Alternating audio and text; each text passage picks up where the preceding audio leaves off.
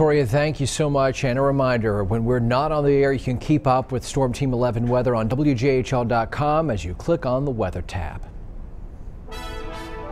For the first time in half a century, state auditors reviewed Washington County, Tennessee's finances, and in their first year found almost twice as many concerns as the private firm that completed the previous audit. The Tennessee Comptroller of the Treasury will release its audit tomorrow. Nate Morabito obtained the state's summary of findings ahead of the public release. Josh, state auditors emailed their summary of audit findings to 50 elected officials yesterday, highlighting 25 findings and recommendations in all. They raised concerns in a total of 7 county offices, including 8 findings linked to the offices of the county mayor and director of accounts and budgets, and 7 findings in the office of the director of schools.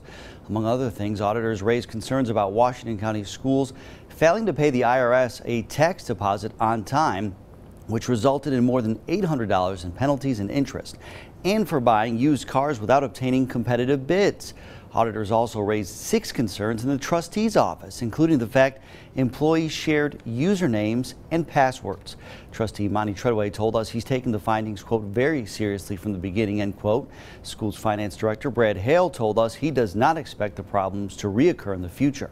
Finance and Administration Director Mitch Meredith says while he's disappointed, the audit findings were not surprising considering the state took over auditing responsibilities this year, which resulted in a fresh set of eyes previously unfamiliar with the county's accounting practices, and the fact the audit took place in the midst of Washington County's massive upgrade of its accounting software.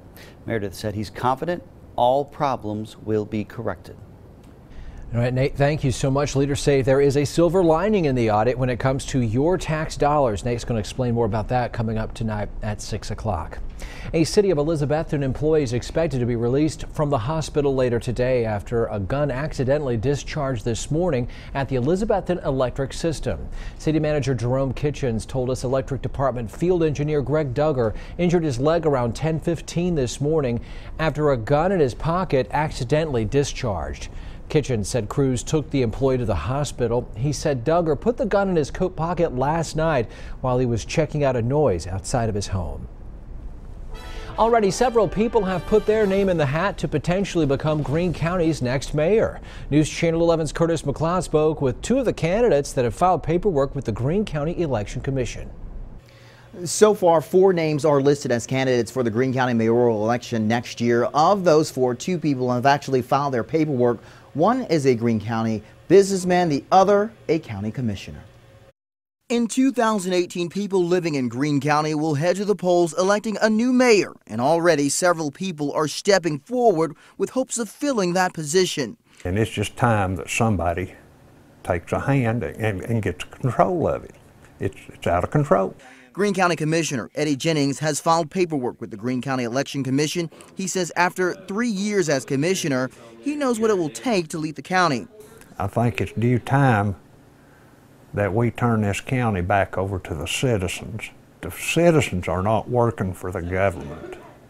This Greene County government is working for the citizens. Jennings isn't alone. I like to be the voice of Greene County.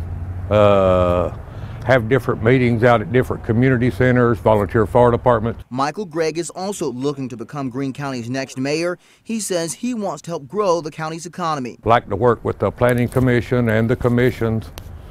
Greene County needs economic growth. Both Gregg and Jennings say they are looking forward to the election and tackling hot-button county issues like the county schools consolidation plan and ongoing public concerns about emissions at U.S. nitrogen plant. I want to listen to the people, you know. Do I want to listen to U.S. nitrogen? Yes, absolutely. But I want to talk to the people. I want to go to the ones that's affected. Any factory is going to be unhealthy and unsafe. You know what I mean? As long as they follow environmental regulations. While the general election in August is still quite a ways away, these candidates say they are focusing their time on organizing campaigns centered on the people of Greene County. Now, as of noon today, other candidates, Darrell Bryan, and Brett Ferguson had not filed their petitions with the Elections Commission, but are listed as potential candidates. Josh? Curtis, thanks. The last day to qualify for that mayoral race in Greene County is Thursday, February 15th at noon. The primary and general election Thursday, August 2nd. Big election year next.